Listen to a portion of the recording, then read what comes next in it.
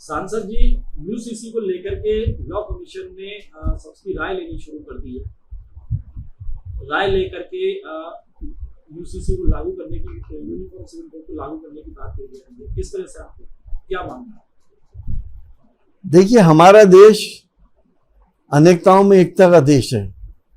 हमारा देश रंग बिरंगी फूलों का एक गुलदस्ता है। जिस वक्त देश आजाद हुआ था उस वक्त कानून बना था, जब अंबेडकर साहब ने जिसके अंदर ये लिखा है कि हर इंसान को अपने मजहब को फ्रीली फॉलो करने की इजाजत होगी और अपने धर्म को प्रमोट करने की भी इजाजत होगी। ये संविधान में लिखा हुआ है। हम शरीयत के कानून अगर हम अपने ऊपर कुछ लागू कर रहे हैं तो किसी दूसरे को तकलीफ क्यों है? अगर इस्लाम पहला वो धर्म है जिसने 1400 साल पहले महिलाओं को उनके पैतृक संपत्ति में अधिकार दिया था, वो अलग बात है कि लड़के का कितना हिस्सा, लड़की का कितना हिस्सा, ये कुरान शरीफ में इसका हुक्म दिया गया है। कोई भी मुसलमान कुरान पाक को डिनाई नहीं कर सकता। अगर वो अच्छा मुसलमान है तो हम भी नहीं कर सकते। कुरान पाक ने जो हमें हिदायतें दी हैं हम उसे ही फॉलो करेंगे। ये कानून कितने ही बना दें, इनके कानून का हमारे पर असर नहीं पड़ेगा। मुसलमान कुरान पाक की रूह से अपने फैसले करेगा।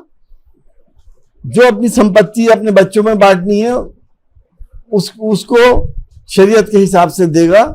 इससे किसी को तकलीफ क्यों है? आखिर जहां तक सवाल आता है कि दूसरी शादी नहीं कर सकते, मैं सवाल पूछता हूं, अगर किसी की पत्नी बहुत बीमार है या किसी की पत्नी के बच्चे नहीं होते, उसके अंदर कोई डिफेक्ट है, तो पत्नी की इजाजत से दूसरी शादी करने में आपको क्या तकलीफ है?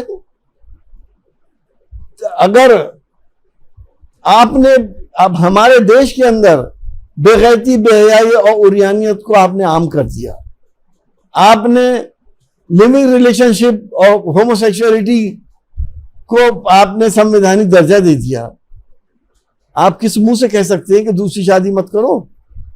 जब लिविंग रिलेशनशिप में आप रह सकते हैं, अब आप 2 के साथ रहिए, 4 के साथ रहिए, 10 के साथ रहिए, निकाह करके रहिए, आप कैसे रोक लेंगे?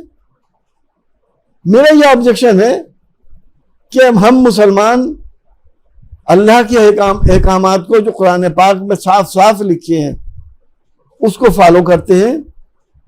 इन अहकामातों से किसी दूसरे को कोई तकलीफ नहीं है। ये हमारे पर्सनल लॉज हैं। इसको अगर खत्म करेंगे तो इसका हम जबरदस्त विरोध करेंगे। तो आपका कहना यह है कि आप लोग यूसीसी को नहीं मानेंगे, तो किस कानून को आप मानेंगे? अब तक 75 साल से कौन से कानून मान रहे हैं? क्या परेशानी आई किसी को?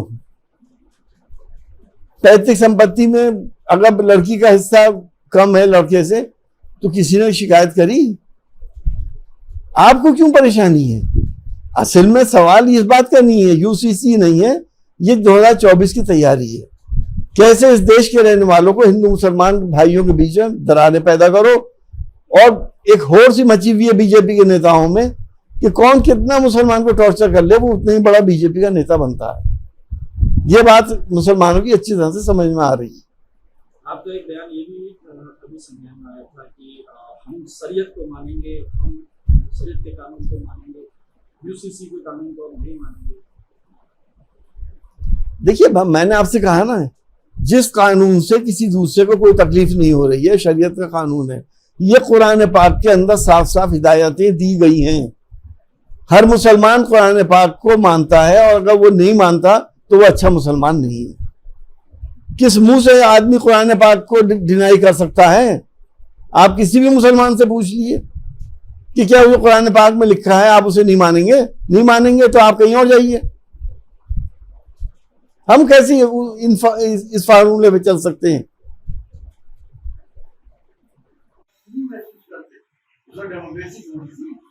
राजा महाराजा के उस कानून का संविधान नहीं था, उनके अपने कानून थे। हाँ, हिंदू ला अलग, मुस्लिम ला अलग, जो मजहब ने जो कानून दिए थे वो सब फॉलो कर रहे।